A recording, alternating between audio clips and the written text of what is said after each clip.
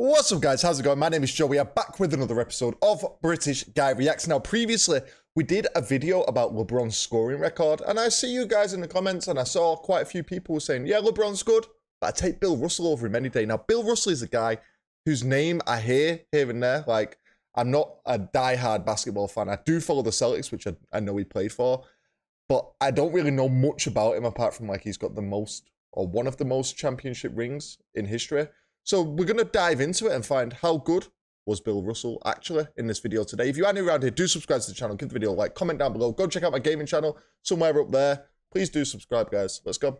Let's find out. Talk about the greatest basketball players of all time. The usual suspects are Jordan and LeBron, followed by Kareem, Wilt, Kobe, and others. With 11 NBA championships in 13 years, Bill Russell is widely recognized as the greatest winner in all professional sports. In this video, we'll try to answer the question of how good Bill Russell actually was. Did he really play against poor competition? And how would he fare in today's games? So stay tuned.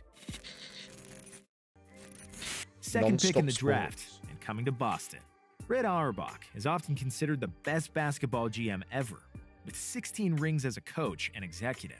The Celtics already had Bob Cousy, who was the best NBA point guard and the most popular player at the time. However, the team had never made it to the finals. What a warm-up. Auerbach saw a missing piece that would bring his squad to another level. Red was able to get Russell after a trade with the St. Louis Hawks, who drafted Russ second overall, but never really wanted him. Not because of his abilities, but because of his skin color. St. Louis was an incredibly racist city at the time. Shame on you. The team owners knew that it wouldn't sit well with the fan base. Bill came to play there. Once Russell joined the Celtics, it didn't take long for Red to realize that he is coaching the best basketball player in the world. As a rookie, Bill led the league in rebounding and was already its best defensive player. But his teammate Tom Heinsohn won Rookie of the Year award.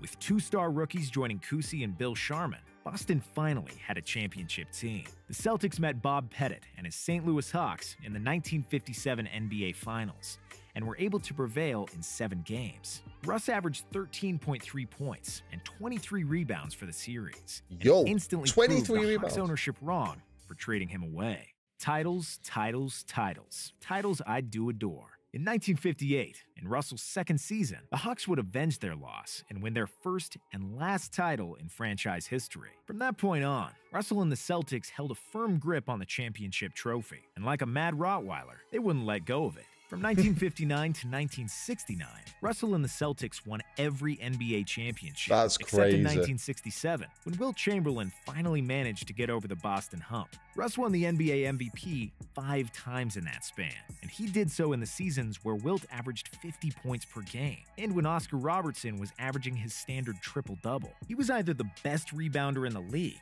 or second best behind Wilt, and was widely regarded as the NBA's best defensive player. His rivalry with Chamberlain was the main topic of newspaper columns and barbershop discussions at the time, and this grand debate carried over to the present day. Both have arguments going in their favor. Wilt was a superior athlete and had better stats across the board, but Russ's hands were often more victoriously raised in the air, far more often to be exact. The two giants of the game met 8 times in the playoffs, and Russell's teams won 7 of those matchups. There were 4 Game 7s between Bill and Wilt, and all 4 went to Russell, even though all of them were extremely close. But were all of those victories because of Russell? That's the question I was just about to ask. A superior team? Do the Celtics have a better team? Somewhere in the middle, and we'll try to explain that with some stats and quotes from both Russell and Chamberlain. Bill Russell changed the way basketball was played. Bill Russell changed the game of basketball forever.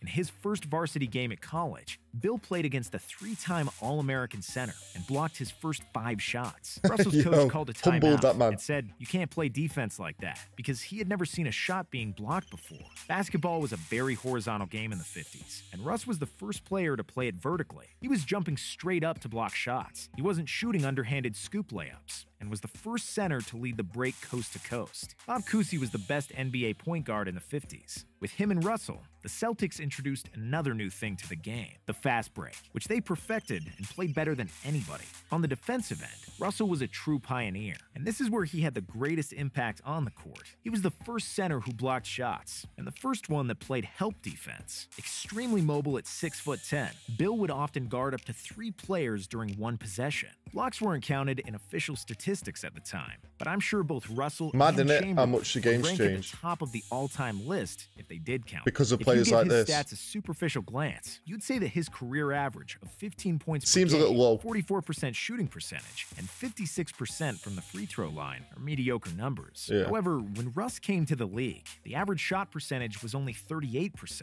So Okay. he was actually an above-average offensive player pretty much his whole career. Also, his offense wasn't so much about scoring. It was about passing that set him apart. Even though Wilt led the league in assists one year, Russ was the best passing big of that era. Boston's number 6 is arguably the best outlet passer in the history of the game, and much of the Celtics' game plan was revolved around Bill's supreme rebounding What a and passing beast. the ball towards the guards for a quick counterattack. And yes, Russell was usually the 4th or 5th best scorer on the Celtics, and has played with 8 other Hall of Famers during his 13 years in Boston. But then again, some of those Hall of Fame nods wouldn't have happened without Russ, who was the brain, the muscle, and the heart of the Celtics. How good would Russell be in today's game? Another often heard argument impossible to against say, Russell innit? is also that he played in league with only 8 teams. Well, to that I say, the same things that worked for him also worked for his opponents. You know, other teams Wait, sorry, did that say there was only 8 teams in the league? Did I hear that right? heard argument against Russell is also that he played in league with only 8 teams. Well, to that I say, the same things that worked for him also worked for his opponents. You know, other teams in the league also had only 7 teams to beat, and they could beat every one of them. Yes, it's impossible to dominate like that today, with free agency, salary cap, and frequent player fluctuation. However, that's not Bill Russell's problem. He did what he had to do, went to 12 finals in 13 years, and won 11 of them. It's fair to say that he couldn't have had a better career, and he has deducted titles from many NBA greats, most notably Wilt and Jerry West. And if you wanted to compare Russ to some of the more recent players, I'll go on a limb and say he wouldn't be the best player in basketball anymore. He would undoubtedly be a good player in any era, but I still think his 230-pound, 6'10 frame wouldn't fare all that well if he came across a 340-pound Shaq in his prime. But that's the catch-22, and the forever daunting and the forever meaningless task to compare eras. Even though I think centers like Olajuwon, Shaq, and even some power forwards like Duncan and Garnett would dominate the 50s, there is no time machine to translate them to that time, and there is always the other side of the coin. O'Neal and Duncan were wearing cushioned Nikes and Reeboks, while Russell was playing in flat-footed Chuck Taylors. Shaq and Timmy were flying private with a team of doctors, assistant coaches, videographers, and a plethora of other guys who are now employed by an NBA team. When Russell played, he was flying commercial, sports science was not even a thing, and the NBA was barely surviving as a league at the time. And the most important thing is that Shaq and Duncan could learn the game from Russ, while Bill Russell only had Bill Russell if he wanted to learn something. Great points. The best leader. After he was clearly the best player of a team that won the 1955 NCAA title and lost only 1 game in a season, Russ was expecting to get the yearly award for the most outstanding college player. He didn't get it, and the award went to somebody else because that player was white.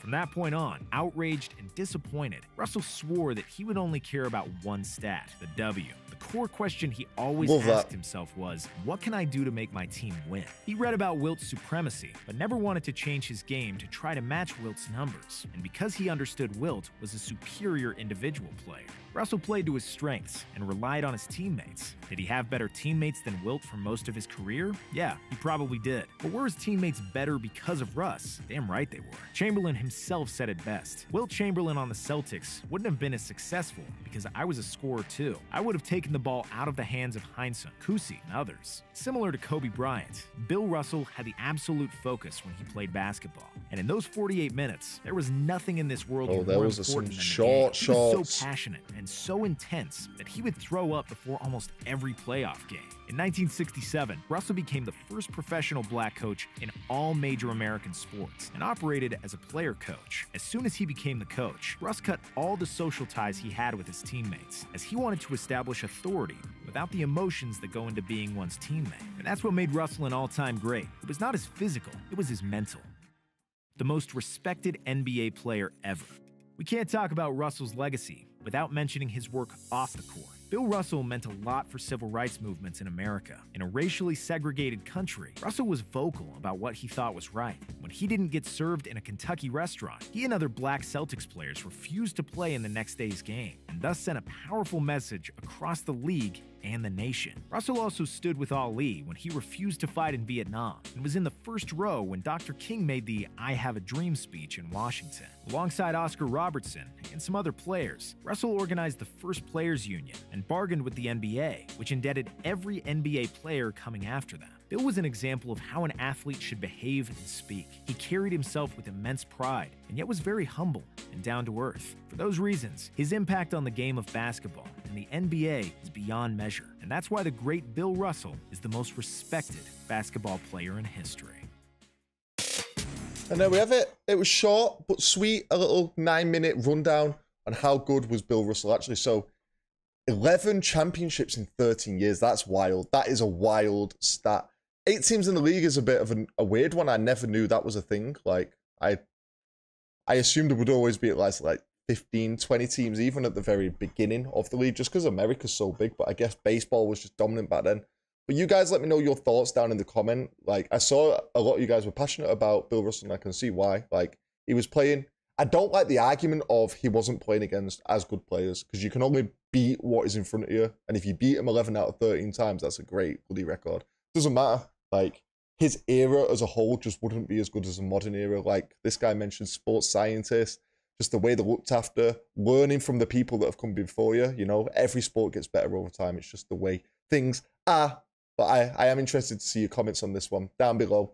Massive respect to him. The other thing I will just say is he was obviously fighting battles off the court, like massive battles there with racism, a society that doesn't really value him at the time, which is crazy to see. But yeah, hope you enjoyed it. I really did enjoy it. I like to educate myself on these sort of legends of sports, you know. I'll see you for the next one, guys. Take it easy. Peace.